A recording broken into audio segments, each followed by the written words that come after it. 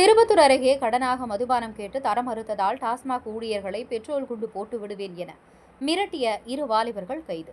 திருப்பத்தூர் அடுத்த கர்நாலப்பட்டி பகுதியைச் சேர்ந்த சிவபிரகாச மகன் கோபி, கவுண்டபுனூர் பகுதியைச் சேர்ந்த சின்னத்தம்பி மகள் சதீஷ்குமார் நேற்று இரவு காக்கங்கரை பகுதியில் செயல்பட்டு வரும் அரசு மதுபான கடையில் மது அருந்த இருவரும் சென்றுள்ளனர். அப்போது அளவுக்கு அதிகமான போதையில் இருந்த இருவரும் மதுபானத்தை கடனாக கேட்டதாக கூறப்படுகிறது. இதனைத் தொடர்ந்து கோபி மற்றும் சதீஷ்குமார் உள்ளிட்ட இருவரும் சேர்ந்து மதுபான கடையில் வேலை செய்யும் ஊழியர்களிடம் எனக்கு கடனாக மதுபானம் கொடு என வாக்குவாதத்தில் ஈடுபட்ட ஆபாச வார்த்தைகளால் டாஸ்மாக் ஊழியர்களை திட்டியும் உள்ளனர்.